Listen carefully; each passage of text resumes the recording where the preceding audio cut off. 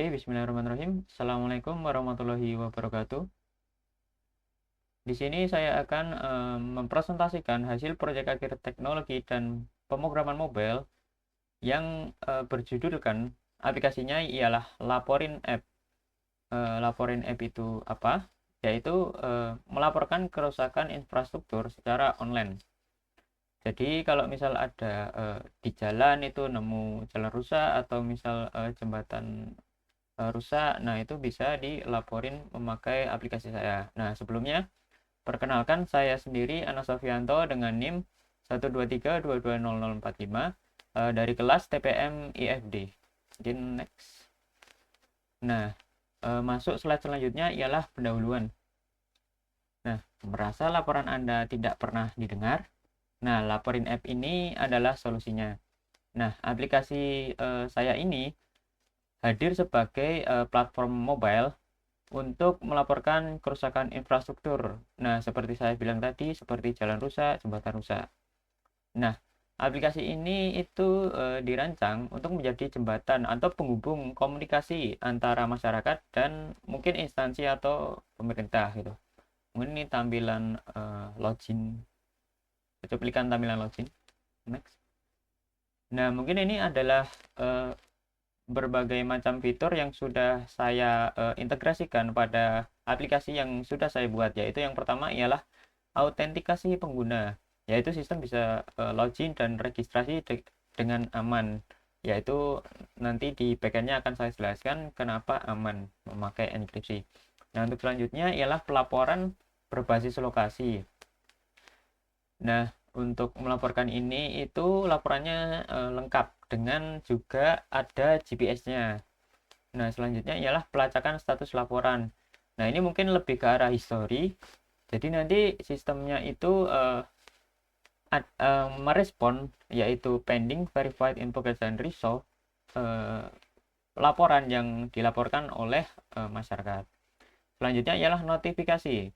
Nah, notifikasi ini ke-trigger atau muncul saat status laporan itu berubah. Jadi misal pending ke verified, itu akan memunculkan notifikasi. Nah, selanjutnya ialah pencarian laporan. Nah, untuk pencarian laporan ini sesuai namanya ialah pencarian. Nah, itu mungkin untuk mencari fasilitas publik yang udah dilaporkan oleh pengguna lain. Nah, misal kita ingin mengecek apakah kita ini menemukan jalan rusak ini udah dilaporin atau belum. Nah, itu mungkin supaya bisa tahulah interaksi antara user lain. Nah, mungkin ini adalah alat yang saya gunakan untuk develop atau pengembangan, yaitu yang pertama ialah Flutter, yaitu framework yang saya gunakan untuk merilis Android app. Dan mungkin ini Dart itu bahasa pemrogramannya dari si framework Flutter ini. Dan selanjutnya ialah VS Code, ini mungkin menjadi IDE utama saya dalam mengembangkan sistem saya. Nah, di sini ada GCP. GCP ini dan mungkin ini integrasi Node.js dan Express.js. Ini GCP ini fungsinya untuk menyimpan database semua, dan mungkin Node.js dan Express.js ini untuk backendnya, dan nanti si backend ini itu diupload ke GCP untuk ngedeploy. Nah, selanjutnya ini adalah logo local database, yaitu Hive. Hive ini mungkin untuk menyimpan uh, interaksi antara user dengan HP, tapi tanpa adanya server lain. Jadi cuma disimpan di HP aja. Jadi kalau misal dihapus data, nanti datanya juga hilang. Nah, mungkin di sini adalah GitHub untuk versi kontrol saya, yaitu update, delete, dan pengembangan. Nah, sekarang langsung aja ke demo program dan source code.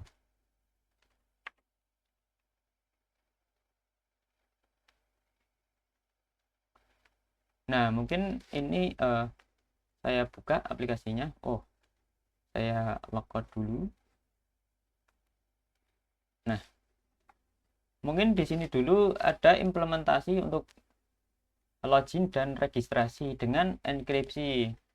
Nah, di sini di codingan out service saya itu saya itu sudah membuat si fungsi-fungsi, yaitu untuk login, untuk islogin ini untuk cek session yang disimpan memakai share preference di lokalnya, dan mungkin untuk logout juga.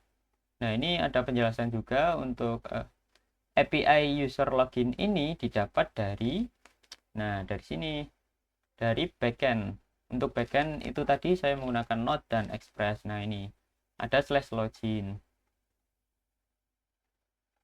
Selanjutnya ialah koneksi database dan penyimpanan atau penyimpanan menggunakan Hive, dan ini merupakan kode untuk memanggil atau menginit si Hive ini, dan adapternya juga itu udah saya sediakan di model yang sudah saya buat. Nah, ini ada notifikasi, ada user credit dan user profile. Nah, mungkin untuk box-boxnya itu didefinisikan di sini. Nah, ini user credit, notification report, user profile. Oke, untuk selanjutnya ialah web service. Nah, API fasilitas LBS. Nah, mungkin untuk web service ini itu untuk interaksi report atau laporan dari request dan respon user dan server. Nah, mungkin untuk pertama ini adalah metode untuk searching tadi, sesuai main fitur yang saya jelaskan sebelumnya, itu untuk mencari laporan. Nah, laporan ini bisa bersifat antar publik dan publik. Jadi sesama masyarakat itu bisa tahu laporan ini udah dilaporin atau belum. Selanjutnya ialah bottom navigation. Mungkin lebih tepatnya saya untuk login, mungkin register dulu. Register Anas. Nomor phone bisa 666 666. Next. Nah, ini otomatis akan kekunci. Untuk passwordnya saya buat ini aja. KWI 123. Nah, user berhasil, please login. Nah, 666 666 KWI 123. Nah, login. Nah, dan setelah login otomatis page akan mengarah ke home, dan ini merupakan dashboard dari pengguna. Dan di sini juga ada searching tadi untuk fitur yang ini. Di sini mana tadi setting? Nah, ini searching public report untuk API-nya. Untuk API-nya saya taruh di base network, ini service, terus di base network. Nah, ini mungkin API yang sudah saya deploy dari backend yang sudah saya buat. Nah, selanjutnya ini tadi menyinggung tentang navbar. Nah, si menu ini udah ada semua di sini, ada home, ada lapor. Nah, ada tampilan juga, ada riwayat juga. Ini belum ada karena emang usernya belum ngelaporin, dan ini notifikasi juga. Nah, untuk selanjutnya ialah konversi mata uang dan waktu.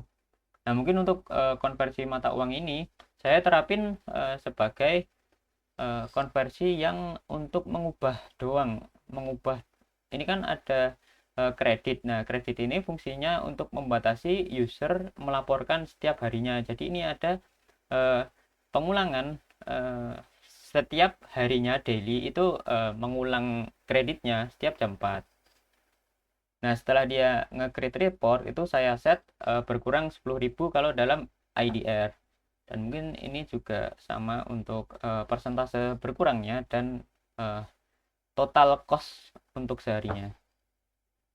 Mungkin untuk waktu, nah untuk waktu ini saya akan coba untuk create report dulu. Nah, ini mungkin untuk tampilan utama tes gitu ya. Jalan rusak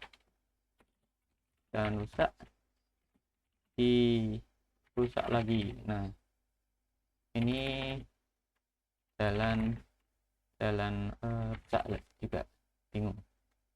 Untuk lokasi ini, nah ini saya sudah menggunakan yang namanya LBS. Nah, ini sudah saya set untuk emulator, ini sudah saya set ke UPN.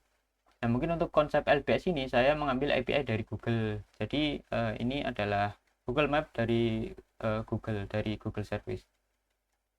Nah, dari GCP. Nah, ini UPN. Nah, mungkin langsung aja ini diklik juga bisa. Terus confirm aja. Nah, terus otomatis akan mengisi di sini. Untuk target ini opsional, bisa di assign sendiri atau misal nanti adminnya yang meng-assign.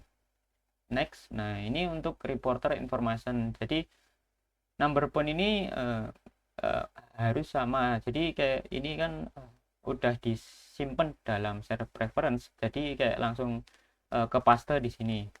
Next. Nah, ini untuk foto. Nah, mungkin ini karena pakai emulator, jadi kamera aksesnya ini nggak bisa, soalnya nggak ada. Mungkin galeri dulu. Nah, ini sudah saya siapkan. Nah, reviewnya udah. Mungkin untuk ini ada. Nah, ini untuk mengidentifikasikan bahwa kamera saya udah berfungsi. Soalnya di sini saya sudah mencoba merilis untuk saya coba di device saya dan itu bisa di Android 13 ke atas. Nah, ini next dulu. Nah, mungkin ini ada overview dari laporan dan ini ada fitur yaitu gyroscope sensor. Bukan gyroscope sih, tapi lebih ke arah accelerometer. Jadi misal HP-nya di shake atau digoyang, misal ini ya, ada fitur shake. Nah, yaitu shake detected dan dia meminta submit karena emang di setting kalau misal ada getaran itu langsung ada pop up muncul submit. Nah, mungkin saya submit aja. Nah, ini loading, masih loading. Nah, report submit dan di sini ada historinya. Nah, mungkin untuk konversi tadi itu saya menerapkannya di riwayat tersebut. Nah, ini konversi waktu. Mungkin lanjut untuk pencarian dengan suggestion. Mungkin pencarian tadi udah ada di sini, udah dijelasin juga. Ini mungkin untuk tampilannya views dari codingan. Untuk views ini untuk menampilkan ini ada report overview ya, semacam dashboard di aplikasi saya. Selanjutnya ialah implementasi pemilihan sub dropdown kategori. Nah, dropdown kategori itu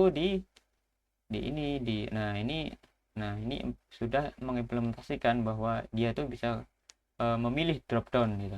Dari bahkan ini sudah komunikasi dengan API. Oke, selanjutnya